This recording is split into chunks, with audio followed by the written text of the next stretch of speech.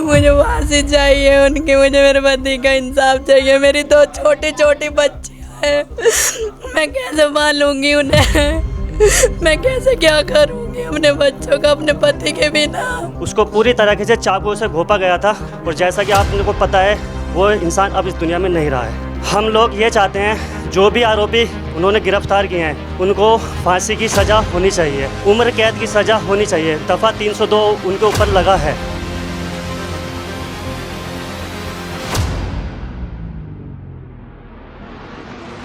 हमें तो हाथ जोड़ के यही विनती है कि इन बच्चों के बारे में कुछ सोच ले, उन दरिंदों का कुछ कर दे।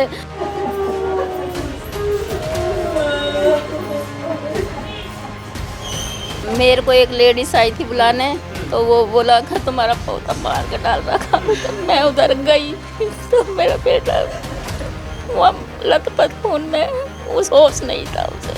मेरे छोटे बेटा GTV लेके गया तो उसने फ़ोन किया मेरे पास कि मम्मी भैया मैं सांस भी नहीं है, मैं हॉस्पिटल लेके आ रहा हूँ, हॉस्पिटल आ जा। तो मैं हॉस्पिटल पहुँची तो मेरे बेटे के कपड़े वपड़े पे मतलब पुलिस भी डॉक्टर हटा रहे हैं, पूरा चक्कों से गोद रखा, नंगा डाल रखा। तो उसका खून बह रहा, बहुत खून नहीं था उसमें, और उसके इतने गहरे गहरे चाकू मार रखे। मैं वहाँ बेहोश होकर मुझे बाहर निकाल दी। या आए दिन इस पार्क में इतने क्राइम हो रहे हैं कि बस पूछो मत, इतने क्राइम। अभी पीछे भी कुछ दिन पहले हमने सुना था कि यहाँ पे पहले भी ऐसी मारकाट हुई थी। और जो भी ये वारदात इस पार्क में हुई है, इस पार्क में आए दिन इतने क्राइम बढ़ते जा रहे हैं। और जो ये वारदात हुई है ये भी इस पार्क में लोनी गोल चक्कर के इस पार्क में इस वारदात को अंजाम दिया गया है। फिर हम GTV गए, वहाँ देखा था मेरे बेटे को चाकू से गोंद रखा था। मेरे से देखा नहीं गया, मैं बाहर आ गया। बस मेरे को इतनी पता है। मौत होनी चाहिए ऐसे दरिंदों को। इन बच्चों के लिए भी सोचना चाहिए। रेंट पे रहते हैं ये लोग, कहाँ धक्के खाएगी इस लड़कियों को ले लेके, कहाँ जाएगी इन बच्चों को लेके। आकाश विशाल, दोनों का नाम, जिन्होंने मेरे पति का मर्डर किया है। मुझे इंसाफ चाहिए मेरे पति के लिए। बस हमें यही नहीं पता कैसे करा, जब मेरा बेटा नहीं है तो बेबी नहीं रहनी चाहिए। मुझे इंसाफ चाहिए। ना हमें ये बताया कि उनसे क्या बात हुई है, क्या बात नहीं हुई है, क्या उन्होंने क्या कबूल करा है, क्या नहीं कबूल करा, हमें कुछ नहीं पता। नमस्कार, आप देख रहे हैं VS News 48 दिल्ली। इस समय हमारी मौजूदगी गोकुलपुर के अंदर में है। यहाँ पर एक सनसनीखेज जो मामला सामने निकल कर के आ रहा है, जो कि देखा जाए तो दिल्ली के अंदर में क्राइम जो है वो लगातार बढ़ रहा है। क्राइम का अगर मामला करें तो लोगों के अंदर में न जाने क्यों एक दूसरे के प्रति जो है वो कहीं ना कहीं व्यवहार जो है वो बनता हुआ नज़र आता है, लेकिन उससे पहले जो है वो मामला बिगड़ जाता है। आखिर में ऐसा क्यों? वहीं पर इस परिवार के साथ में जिस तरीके की घटना घटी है, अगर आप उसको देखेंगे तो आपका हृदय जो है ना इस समय विचलित कर देगा। हमें भी अफसोस होता है कि आखिर में दिल्ली के अंदर में ये चल क्या रहा है। एक दोस्त ही एक दोस्त का क्यों दुश्मन बन जाता है। एक मोबाइल को लेकर के शायद ये घटना घटी थी, जो हमें पता लगा सोशल मीडिया के द्वारा, और उसके बाद में जब ग्रुप में मैसेज आने लगे तो बड़ा दिल विचलित हो गया उस समय कि जब इस परिवार के ऊपर में आज जो घटना हुई है, तो ये मामला जो अगर देखा जाए तो लोगों को बड़ा विचलित कर देगा। हम लोग एक बारी परिवार के साथ जुड़ेंगे। हमारे साथ में माता जी हैं और वहीं पर जो इंद्रजीत है उनकी धर्मपत्नी और इनके 2 बच्चे हैं, ये सामने मेरे बिल्कुल पीछे बैठे हुए हैं। मैं एक बारी इनके माता जी के साथ में जुड़ता हूँ और जानने की कोशिश करेंगे हम लोग पूरे मामले को कि आखिर में ये पूरा मामला क्या था। क्या नाम है आपका? मंजू। आप हुआ क्या था, ये पूरा मामला किस तरीके से आ गया? पहले वे पहुंची, मैं नहीं थी यहाँ पे, ड्यूटी। आपके दादी जी मेरी सास, हाँ उसकी दादी पहुंची। दादी जी पहुंचे, मतलब आपकी सास जो है वो पहुंचे थे। तो आपको क्या पता लगा था किस तरीके से? जी मेरे को तो बाद में ही पता चला, मैं तो बाद में हॉस्पिटल में पहुंची। मेरी सास पहुंची वहाँ पे, वो ही बताएंगे। GTV हॉस्पिटल में लेकर के गए थे? मेरी सास। आप लेकर के गए थे? मैं एक बारी दादी जी से जो छोटा भाई लेकर गया था GTV। मेरे को एक लेडीज आई थी बुलाने, तो वो बोला कि तुम्हारा पौधा मार के डाल रखा। तो मैं उधर गई तो मेरा बेटा वो लथपथ खून में, उस होश नहीं था उसे। तो मैंने फिर हौसला करके 100 नंबर को कॉल करी। 100 नंबर को कॉल करी। जब पुलिस आई तब छोटा पोता था, उसको बुलाया, वो ऑटो में डाल के लेगा। उस समय एम्बुलेंस वगैरह कोई नहीं थी। पुलिस कितने समय में आई थी? आप पुलिस 5-10 मिनट के, मतलब 5-10 मिनट के अंदर में। कौन से थाने से आप? पार्क में। गोकुलपुर हाँ पार्क में, पार्क के पास पार्क में। पुलिस पता नहीं कहाँ की, मैंने 100 नंबर को कॉल करी कर थी। दिया था आपने। हाँ ये नहीं पता कहाँ की थी। हाँ अच्छा, बॉडी पुलिस लेकर के गई थी उस समय? हाँ, छोटा बेटा, छोटा बेटा लेके छोटा पोता था भाई उसका, वो लेके गया था, ऑटो में डाल के ले गया था। तो जो महिला जो यहाँ पर आई थी बताने के लिए, अच्छा ये जो घटना घटी है ये किस चीज को लेकर के घटी? कुछ पता नहीं, आपस में कोई सोशल मीडिया पे सुनने पे आ रहा है कि एक मोबाइल को लेकर के शायद ऐसा नहीं, हमें कुछ पता नहीं इस है। चीज का भी कुछ नहीं हमें पता नहीं हमें तो कुछ सोशल मीडिया पे इस तरीके की मतलब खबर जो चल रही है वो क्यों ऐसा चला रहे हैं कि मोबाइल का छीनने की वजह से मोबाइल ना देने अब की ये हम नहीं कह सकते। ये मोबाइल की हमने भी मेरे पास में उसका प्रूफ है, मैं आपको दिखा दूं। नहीं, मोबाइल भी हमने अभी सुना है, हमको कुछ मालूम नहीं भैया। मैं वहाँ पे पहुँची, मेरा पोता वहाँ पे बस बेहोश पड़ा था। इनके बीच में कभी काफी समय से दोस्ती भी थी इनकी, जिसके हाँ दोस्ती थी क्या ऐसे नाम तो। था उसका जिसने ये घटना? मैं नहीं जानती नाम। उसका नाम नहीं पता, आपको पता है? आपको पता है? आकाश, आकाश इस नाम। साल उन ये- दोनों का नाम, जिन्होंने मेरे पति का मर्डर किया है। मुझे इंसाफ चाहिए मेरे पति के लिए, बस मुझे फांसी की सजा चाहिए। मुझे फांसी चाहिए उनकी, मुझे मेरे पति का इंसाफ चाहिए। मेरी 2 छोटी छोटी बच्चियां हैं, मैं कैसे पालूंगी उन्हें? मैं कैसे क्या करूंगी अपने बच्चों का अपने पति के बिना? जो मेरे सर पे साया था वो ही नहीं छोड़ा उन लोगों ने। मुझे इंसाफ चाहिए, मेरी आवाज़ मोदी तक जानी चाहिए। मुझे इंसाफ चाहिए, फांसी होनी चाहिए उन्हें, मुझे फांसी चाहिए बस। ये दर्द है एक पत्नी का। आप समझ सकते हैं कि जब कोई महिला जो होती है, जो उसका परिवार होता है, पूरा रोता बिलखता इस समय जो है वो सामने आपको वो लाइव तस्वीरें शायद विचलित कर देंगी। है माँ है इधर, उनकी धर्मपत्नी इधर, 2 बच्चे हैं। आप ये समझ सकते हैं, देखिए ये छोटे छोटे 2 बच्चे हैं, मेरे ख्याल से 4 कितने साल के हो बेटा? 5-7 साल के हो गया? 5-7 साल के। और ये बच्ची जो है ये भी मेरे ख्याल से ये भी 5 साल की है, ये 7 साल की, करीबन 2 साल बड़ी होगी। मतलब देखिए 7 साल और ये 5 साल बच्चे, और ये देखिए आज इनके ऊपर से जो है वो पिता का साया जो है वो हट चुका है, उठ चुका है। और ऐसे ये दरिंदगी करने वाले ये कोई और नहीं, ये आसपास के गांव के रहने वाले जो साथ के थे, जो लगातार समझते थे कि जानते थे, लेकिन अभी तक इन परिवार को ये नहीं पता लग पाया है कि आखिर में ये पूरा घटना जो है घटी क्यों है, ये क्यों ऐसा हुआ है। लेकिन वहीं सोशल मीडिया के ऊपर में एक बात लिख दी गई है जिसका प्रूफ मेरे पास है, मैं लगा रहा हूँ साइड वीडियो में, आप इसको देखिएगा। मैं एक बार इन परिवार को भी दिखाना चाहूँगा इसको वीडियो के साइड के अंदर में। इसके ऊपर में लिखा क्या है वो भी हाईलाइट के अंदर में।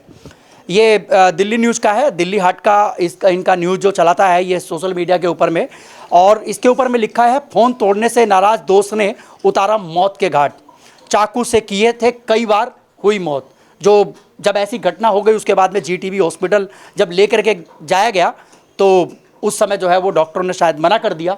और ये मैं लगा रहा हूँ वीडियो के साथ में, आप इसको देखिएगा कि आखिर में सोशल मीडिया के अंदर में जो अभी परिवार वालों को भी नहीं पता कि आखिर में एक घटना कैसे घटी, लेकिन सोशल मीडिया के ऊपर में वो छा गया। या तो ये समझिए या तो झूठ फैलाया जा रहा है, या तो अगर ये झूठ फैलाया जा रहा है तो इसकी शिनाख्त होनी बहुत ज़रूरी है कि आखिर में क्यों इस तरीके के क्राइम हो रहे हैं। अगर ये क्राइम नहीं तो और क्या है? एक दोस्त ही दोस्त का दुश्मन बन जाता है, एक पड़ोसी ही पड़ोसी का दुश्मन बन जा रहा है, घर में घुस करके जहां तक मार दिया जा रहा है। इनका क्या कसूर था? इनका क्या कसूर था? आप ये जो छोटे छोटे ये मासूम बच्चे हैं जिनकी ज़िंदगी जो पूरी पड़ी हुई है, इनकी परवरिश पूरी पड़ी हुई है, आखिर में इनको कौन देखेगा, कौन संभालेगा? ये आप जब यहाँ पे आपको महिला आकर के जब बताती है दादी जी को कि ऐसी ऐसी घटना होती है, आप उस समय काम पर, जब आप काम पर थे तब उस समय आपको कैसे पता लगा? मेरे छोटे बेटा जीटीवी लेके गया तो उसने फ़ोन किया मेरे पास कि मम्मी भैया मैं सांस भी नहीं है, मैं हॉस्पिटल लेके आ रहा हूँ, हॉस्पिटल आ जा। मैं हॉस्पिटल पहुंची तो मेरे बेटे के कपड़े वपड़े मतलब पुलिस भी डॉक्टर हटा रहे हैं, पूरा चक्कों से गोद रखा, नंगा डाल रखा, तो उसका खून बह रहा, बहुत खून नहीं था उसमें, और उसके इतने गहरे गहरे चाकू मार रखे। मैं वहाँ बेहोश हो के मुझे बाहर निकाल दिया। ये अब हमें यही नहीं पता कैसे करा। जब मेरा बेटा नहीं है तो वे भी नहीं रहने चाहिए। मुझे इंसाफ चाहिए। इंसाफ के लिए सिर्फ क्या मांगते हो? मेरे इन बच्चों को भी सहारा चाहिए। अब ये समझिए कि अगर ये अभी इनकी गिरफ्तारी हुई है या नहीं हुई, आपको पता लगा है? गिरफ्तारी हो गई है जी, लोगों ने गवाहियां भी दे दी होगी, आसपास में सीसीटीवी क्या पता लगा है? नहीं, अभी कुछ नहीं पता चला, पर हाँ वो पुलिस के हिरासत में है, इतना पता है। कैसे पकड़े गए थे? फरार हुए थे या वहीं पकड़े नहीं, गए थे? पुलिस ने छापा मारा, पूरे गांव में पुलिस घूमी है और ऐसे ही उठाए हैं। मतलब पुलिस ने जो है अपनी काम बाखूबी किया है। जी, उठा लिया पुलिस पुलिस ने। ने आप लोगों को कोई वैसा नहीं, पुलिस ने उठाया, मैं कोई पुलिस पुलिस ने उठाया? हाँ जी। ये माँ का दर्द है, वहां पे उनकी धर्मपत्नी थी और यहाँ पे 2 बच्चे, वहां पे दादी। आप ये समझिए कि इन पूरे परिवार के ऊपर में किस तरीके का जो संकट छाया है ना, ये शायद मेरे ख्याल से जिसके ऊपर गुजरता होगा वही समझता होगा कि ये दर्द क्या होता है। यहीं पे हमारे साथ में कुछ अगल पास के रहने वाले हैं। क्या नाम है माता जी आपका? मेरा लीला देवी। लीला जी, क्या लगता है आपको कि किस तरीके की ऐसे दरिंदों को सजा होनी चाहिए? मौत होनी चाहिए ऐसे दरिंदों को। इन बच्चों के लिए भी सोचना चाहिए, रेंट पे रहते हैं ये लोग, कहाँ धक्के खाएगी इस लड़कियों को ले लेके, कहाँ जाएगी इन बच्चों को लेके? उनको तो मौत होनी ही होनी चाहिए। उसे रोजगार, इन बच्चों का पढ़ाई लिखाई का जो भी सरकार करेगी, हमें तो हाथ जोड़ के यही विनती है कि इन बच्चों के बारे में कुछ सोच ले, उन दरिंदों का कुछ कर दे। या आए दिन इस पार्क में इतने क्राइम हो रहे हैं कि बस पूछो मत, इतने क्राइम। अभी पीछे भी कुछ दिन पहले हमने सुना था कि यहाँ पे पहले भी ऐसी मारकाट हुई थी। इसमें आए दिन कुछ ना कुछ होते रहते हैं। एक जिम खोल रखा है, उसमें भी गुंडागर्दी है, ना जाने क्या क्या होता है इसमें। हमें बहुत ही गंदा माहौल है यहाँ का, यहाँ इस गांव का, यहाँ का बहुत ही गंदा माहौल है। लड़कियों को, बेटियों को छोटी छोटी निकलते रात बिरात में, हमें इतना डर है कि हम अपने बच्चों को बाहर भी नहीं निकाल सकते। हम तो बहुत ही ज़्यादा परेशान हैं। और जब हमारे तो घर में ही हो गया ये, मैं उसकी लड़के की छोटी दादी हूँ, ये मेरी बड़ी सिस्टर है, मैं छोटी दादी हूँ। बहुत बस हाथ जोड़ के यही विनती है सरकार से कि हमारे बच्चों की, इनकी सुने, कुछ करे, इनका कुछ, इनके बारे में सोचे और उनको कुछ, उनकी ऐसी सज़ा मिले, मौत के बदले मौत। जैसे ये तड़प रहे हैं, उनके भी घर में ऐसी हो, बस यही है हमारी तो विनती। ये किराए पे रहते हैं शायद यहाँ पर, और इस पूरा जो है ये पूरा किराए पर है। और समझिए कि किराए पे रहने वाले जब जो व्यक्ति है और जो पूरा परिवार जो संभाल रहे हैं, उनके पिताजी से एक बारी हम लोग जुड़ेंगे और जानने की कोशिश करेंगे कि उनके पिताजी जो है वो क्या सोचते हैं। क्योंकि देखिए, एक उंगली पकड़ करके जिसको चलाया और चलना सिखाया, और उसका एकदम से कोई आता है और उसका किस तरीके से आज पूरा परिवार जो है वो बिखर जाता है, ये बड़ा भयानक दर्द है। और ये लगातार दिल्ली के अंदर में चल रहा है। और जैसा कि माता जी ने अभी हमें बताया कि यहाँ पर जो है महिलाओं को निकलने के लिए भी बड़ी दिक्कत होती है। जो छोटी बच्चियाँ जाती है, बच्चियाँ जाती हैं, महिलाएं निकलती होंगी, लड़कियाँ निकलती होंगी, चाहे वो स्कूल से आती हो, चाहे वो कॉलेज से आती हो, चाहे वो काम से आती हो, तो कहीं ना कहीं ये सुरक्षा व्यवस्था के ऊपर में सवाल उठ रहा है कि आखिर में हमारे दिल्ली की जो सुरक्षा व्यवस्था जिनके हाथों में है, क्या वो गहरी नींद में सो रहे हैं? क्या उन लोगों को इस सब चीज़ों की कोई परवाह नहीं कि उनकी जनता जिनसे आप वोट लेते हैं, क्या वो जनता सुरक्षित है? क्या वो महिलाएं सुरक्षित हैं? क्या वो बच्चे सुरक्षित हैं? एक तरफ कहा जाता है कि बेटी बचाओ और बेटी पढ़ाओ, वहीं पर आए दिन बेटियों के साथ में दरिंदगी होती है। आखिर में क्यों? ये पूरा मामला जो है वो समझ लीजिए जो दिल्ली पुलिस के पास में है, और दिल्ली पुलिस को संभालने वाली है जो दिल्ली की गवर्नमेंट है, दिल्ली सरकार। और जो यूँ कहें कि अमित शाह जी बैठे हुए हैं, लगातार उन्होंने जो है वो पुलिस को पूरा संभाल रखा है, पुलिस को लगातार वो डिस्कशन पे डिस्कशन दिए जाते हैं। लेकिन क्या हमारी पुलिस व्यवस्था सही हो रही है? आए दिन किसी ना किसी जगह से जो है लगातार क्राइम का मामला निकल रहा है। हमारे साथ में इनके पिताजी हैं, एक बारी इंद्रजीत, जो इनके हस्बैंड का नाम था, इनके बेटे का नाम है इंद्रजीत, और तकरीबन में उसकी उम्र जो होगी वो 32 साल की होगी। और ये 32 साल की उम्र कोई 30 साल 30 साल की मतलब 30-32 के करीब में होगी, क्योंकि जो हमारे पास लिखा हुआ आया है और जो हमारे पास में प्रूफ आ रहा है उसके अंदर में 32 साल बताया गया है कि 32 साल की उम्र जो है वो उनकी है, इंद्रजीत की। और आप इनके पिताजी हैं इंद्रजीत के। क्या हुआ था चाचा जी, किस तरीके से ये पूरी घटना घटी और क्या पता लगा आपको? क्या देखो, हमें तो, मैं काम पे था, मेरी भतीजी का फ़ोन आया, बड़े पापा जी इंदु भैया को पार्क में किसी को पिटाई कर दी। मैं यहाँ आया, फिर घर छुट्टी करके, तो मैंने घर देखा तो हमारी मम्मी जी रो रही थी। फिर हम GTV गए, वहाँ देखा था मेरे बेटे को चाकू से गोंद रखा था। मेरे से देखा नहीं गया, मैं बाहर आ गया। बस मेरे को इतनी पता है और कुछ नहीं। अब परिवार में कमाने वाले काम करते थे वो? मैं आए दिन, हाँ जी, मैं बीमार रहता हूँ। मैं भी उससे पहले आपका लड़का जो है वो काम करता था, पूरा काम करते थे वो? हाँ, काम करते थे वो। मुझे इंसाफ चाहिए, बस यही है मेरे को। अब आपके ऊपर सारा बोझ। हाँ जी मेरे ऊपर है, देखो जी।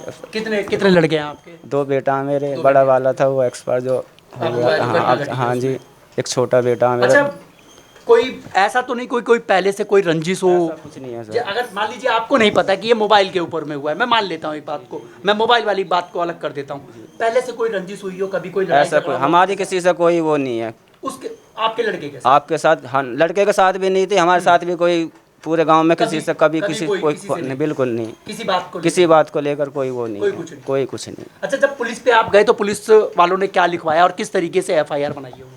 अभी तक हमें कुछ नहीं लिखवाया, हमारे पुलिस वालों को आपको बयान कोई कॉपी वगैरह दी हैं? कुछ हमें FIR नहीं, की हमें कुछ नहीं दिया अभी। 100 नंबर पे जो कॉल करी थी उसी पे ही चल रहा है। 100 नंबर पे जो कॉल करी थी उसी पे ही चल रहा है। ना हमें ये बताया कि उनसे क्या बात हुई है, क्या बात नहीं हुई है, क्या उन्होंने क्या कबूल करा है, क्या नहीं कबूल करा, हमें कुछ नहीं पता। आपको अभी कुछ भी इस बात का कुछ भी नहीं पता हमें। अच्छा, उस घटना के बाद से आप लोग थाने पे आप लोग कितनी बार गए हैं? आपको बुलाया गया है कि नहीं बुलाया गया? थाने में हम कल गए, कल जब कल पूरे थाने में गए थे। थाने पे ही थे? हाँ जी। तो वहाँ से कुछ बताया उन्होंने? हमें या अभी खाली कुछ नहीं बताया, हमें अभी कुछ भी नहीं हमें ये बताया दो पकड़े गए हैं, उनने कबूल कर लिया है, हाँ हमने चाकू मारे किया है? हैं इनको। हाँ, अच्छा, जिन्होंने ये घटना करी है वो पहले भी किसी क्राइम में सम्मिलित थे? इस बारे में हमें कुछ नहीं पता जी। आपको कुछ नहीं? हमें कुछ नहीं पता जी। जाहिर सी बात है, जब कोई शरीफ घर का इंसान होगा तो वो बाहर वाली की तरफ जो है वो बिल्कुल भी, जो परिवार जो सीधा साधा है, सिर्फ जिसको कमाना ही सिर्फ एक है, अपने परिवार को पालना ही सिर्फ एक मकसद रह जाता है, तो वो जाहिर सी बात है वो किसी का भी ध्यान नहीं रखेगा। वो सिर्फ इतना जानता है कि बस मेरा परिवार जो है वो सही से रहे, और अपने परिवार के लिए ही जिएगा, अपने परिवार के लिए ही रहता है, अपने परिवार के लिए ही काम करता है, अपने बच्चों का लालन पालन जो भी करना है उसको, परिवार को जो चलाता है वो। लेकिन एक परिवार के ऊपर में जब ये घटना हुई है तो ये बाप का दर्द है। और सबसे बड़ी बात है कि बताया इन्होंने कि अब पूरे परिवार के अंदर में आखिर में अब कौन कमाएगा और कौन खिलाएगा।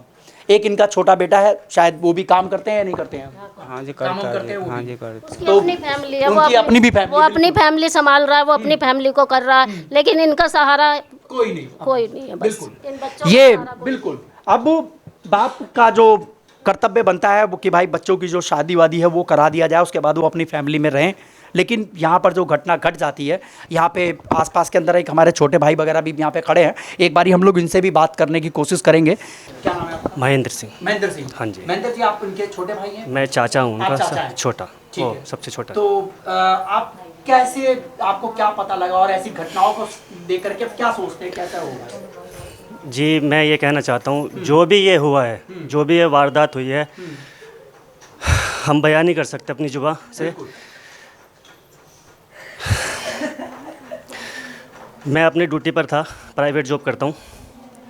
मेरे पास फ़ोन आता है इंद्रजीत के छोटे भाई का कि चाचा मैं हॉस्पिटल में हूँ और बड़े भाई को किसी ने चाकू से मतलब ख़तरनाक वार किए हैं उसको। तो मैं एकदम नर्वस हो गया उस वक्त, और मैं वहाँ से तभी के तभी काम छोड़ के सीधा हॉस्पिटल जाता हूँ GTV। और वहाँ जाके देखा तो वो मतलब इस स्थिति में था, उसको पूरी तरीके से चाकू से घोंपा गया था। और जैसा कि आपने को पता है वो इंसान अब इस दुनिया में नहीं रहा है। हम लोग ये चाहते हैं जो भी आरोपी उन्होंने गिरफ्तार किए हैं उनको फांसी की सज़ा होनी चाहिए, उम्र कैद की सज़ा होनी चाहिए। दफ़ा 302 उनके ऊपर लगा है। और इस फैमिली के जैसे भी हालात इस वक्त हैं, आप लोग देख रहे हैं, उनको सज़ा मिलनी चाहिए।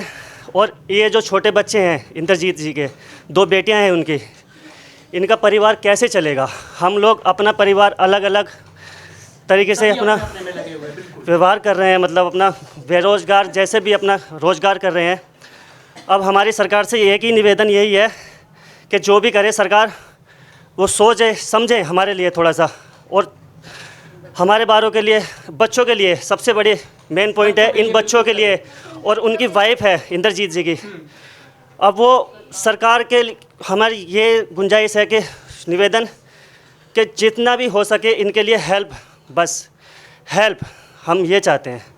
और जो भी ये वारदात इस पार्क में हुई है, इस पार्क में आए दिन इतने क्राइम बढ़ते जा रहे हैं। और जो ये वारदात हुई है ये भी इस पार्क में, लोनी गोल चक्कर के इस पार्क में इस वारदात को अंजाम दिया गया है। तो हमारी सरकार से यही विनती है, अब जो भी करें सोचें समझें हमारे बारे में। थोड़ा हमारे परिवार के बारे में, इस बच्चों के बारे में, यहाँ पे इन फैमिली के बारे में। यहाँ के जो विधायक वगैरह थे, इन लोगों से आप लोगों ने बात करी और मिला? अभी हम इस वक्त किसी भी स्थिति में नहीं है जहाँ जा सकें। आया हो कोई भी अभी हमारी कोई मतलब कोई सुनवाई नहीं हुई है हमारी, ना ही हम कहीं गए हैं, क्योंकि अभी आज ही हम गंगा जी से अस्थि यहाँ विसर्जित करके अभी आए हैं। हाँ जी, पोस्टमार्टम हुआ था। अब मैं कह नहीं सकता, उन्होंने स्लिप वगैरह दी होगी। हाँ जी, GTV से जो स्लिप दी है उन्होंने, अब उसमें देखेंगे क्या है क्या नहीं, क्योंकि अब स्थिति ऐसी है कि अभी हम थोड़ा इधर उधर जा नहीं रहे हैं, कुछ समझ में नहीं आ रहा कि हम लोग करें तो करें क्या। पूरी घटना एक कौन सी तारीख की थी? 26 तारीख की बता रहे? ये शायद 27 तारीख की। हाँ जी, 27 तारीख के, ये तकरीबन 3:30 या 4 बजे के आस। दोपहर में ही? हाँ जी, ये वारदात। हाँ जी 3:30-4 बजे? हाँ जी। 4 बजे। और जैसे कि डॉक्टरों ने बयान दिया था, वो तकरीबन 12:40 पे उन्होंने बताया था कि इसकी अच्छा, डेथ हो चुकी है। 12:40, 3-3:30 बजे, 4 बजे की घटना है और रात को बताया? हाँ जी, रात को उस वक्त हम हॉस्पिटल में ही थे, जो ट्रीटमेंट चल रहा था उस इंद्रजीत सिंह का। हाँ जी, तो उन्होंने लास्ट स्टेज पे ECG वगैरह करके उन्होंने तब ये जवाब दिया था कि 12:40 पे इनकी डेथ हो चुकी थी। मैं इस वीडियो के अंदर में जितना बोलना था ना, मैंने बोल दिया है। इन परिवार की आपने दर्द को सुना है, लेकिन मैं सबसे पहले उन लोगों से भी पूछना चाहता हूं जो लोग इनके वोट से अपने गद्दी पर बैठते हैं। एक ऐसे प्रतिनिधि हैं जो इस पूरे क्षेत्र की जिम्मेदारी रखते हैं, चाहे वो विधायक हो, चाहे वो निगम पार्षद हो, चाहे वो सांसद हो। अगर आपके क्षेत्र के अंदर में किसी इस तरीके की घटना घटती है तो सबसे पहले तो आप यहाँ पर जो है वो पुलिस की व्यवस्था अच्छी करवाइए, ताकि यहाँ पर जो है क्राइम कम हो सके। रही बात दूसरी कि जो यहाँ के प्रतिनिधि, जो जनप्रतिनिधि हैं, आप यहाँ पर आइए और इस परिवार का जो दर्द जो है वो मिल करके आपको बांटने की ज़रूरत है। इस परिवार के साथ में आपको मिल करके आगे बढ़ने की ज़रूरत है, ताकि आपका प्यार और आशीर्वाद भी इन परिवार वालों को मिले। और जितनी भी सरकारी सुविधाएं हैं वो इस परिवार को मिलनी चाहिए। इनका कोई कसूर नहीं है। इन लोगों ने ये कभी नहीं सोचा था कि ऐसा कुछ होगा। कोई नहीं सोचता है, चाहे वो किसी का भी परिवार हो, वो यही सोचता है कि मेरा परिवार जो है वो आगे बढ़ेगा। मैं सुबह जाऊंगा और शाम को जब मैं अपने घर पे लौटूंगा तो अपने बच्चों का जो है ना वो हंसता हुआ चेहरा देखूंगा। लेकिन ऐसे कुछ दरिंदे हमारे समाज के अंदर में हैं। अगर इनके ऊपर में अगर ये रोक नहीं लगी तो शायद आने वाले समय के अंदर में दिल्ली के अंदर में क्राइम जो आज 98% चल रहा है वो कहीं ऐसा ना हो ये 200% पे चली जाए। ये क्राइम लगातार दिल्ली के हर क्षेत्र से निकल करके आ रहा है। आज यहाँ है, कल वहाँ है, लेकिन प्रशासन सोया हुआ है। प्रशासन को जागने की ज़रूरत है। हमारे जो जनप्रतिनिधि यहाँ के हैं, जो भी हैं यहाँ के विधायक चाहे सांसद हों, उन लोगों को इस परिवार के साथ में मिल करके उनको सरकारी सुविधाएं जो हैं वो देना चाहिए, ताकि इस परिवार को सहारा मिल सके। इनको जब सहारा मिलेगा तभी ये कहीं ना कहीं, और सबसे बड़ी बात, उस मुजरिम को जमानत नहीं मिलनी चाहिए। अगर उसको जमानत मिल गई तो आप ये समझिए कि कोई भी कानून के ऊपर भरोसा नहीं करेगा। और कानून के ऊपर भरोसा तभी होगा जब ऐसी दरिंदगी करने वाले लोगों को सीधा चौराहे पे ले जा करके और फांसी हो जाए। मैं जानता हूं ऐसा नहीं करेगी सरकार, क्योंकि कुछ कानून के दायरे हैं, लेकिन ऐसे लोगों को फांसी होनी चाहिए। अगर वो नाबालिग नहीं है, नाबालिग तो नहीं है ना वो लोग, नाबालिग कोई नहीं है ना जिसने इस काम किया है, ये समझ लीजिए। अगर वो नाबालिग नहीं है तो वो छूटना भी नहीं चाहिए, चाहे उसे उम्र कैद की सजा हो, चाहे उसे मौत की सजा दी जाए, फांसी की सजा चाहिए। और ये परिवार जिस तरीके से आज इन्होंने अपना बेटा खोया है, अपना पति खोया है, और जो छोटे जो मासूम बच्चे हैं उन्होंने अपना बाप, अपना पिता खोया है, और जो बाप ने अपना बेटा खोया है, तो शायद इनका सबकी जो, अब मैं कई चीज़ें हैं बोलने के लिए लेकिन मैं बोलूँगा नहीं, लेकिन मैं सिर्फ मेरी बातों से आप समझ जाइए कि अगर ये दरिंदगी अगर हुई और अगर इसी तरीके से अगर समाज के अंदर दरिंदगी बढ़ेगी तो कोई भी बाप ये नहीं चाहेगा कि मेरा बेटा, मेरी बेटी इस घर की दहलीज से बाहर निकले। ये सबसे बड़ा सवाल होगा उनके लिए जो ये कानून व्यवस्था को बनाते हैं। मैं विधायक जी से भी निवेदन करूंगा, सांसद जी से भी निवेदन करूंगा कि आप लोग एक बार आइए, इस परिवार के साथ जुड़िए, ताकि आपको भी इनका दर्द पता लग सके और उन लोगों के लिए जितना हो सके, उनको जितनी कड़ी से कड़ी सज़ा मिल सके, उनको, उन दरिंदों को वो कड़ी से कड़ी सज़ा दिलवाने के अंदर में आप सहयोग करें। बाकी मेरे कैमरामैन समीर के साथ मैं आपका दोस्त व्यास कुशवाहा, VS न्यूज़ 48 दिल्ली के लिए। जय हिंद। आप लोग हमारे साथ में बने रहिएगा, अगली खबर बहुत ही जल्द मैं आप तक अपडेट पहुंचाऊंगा।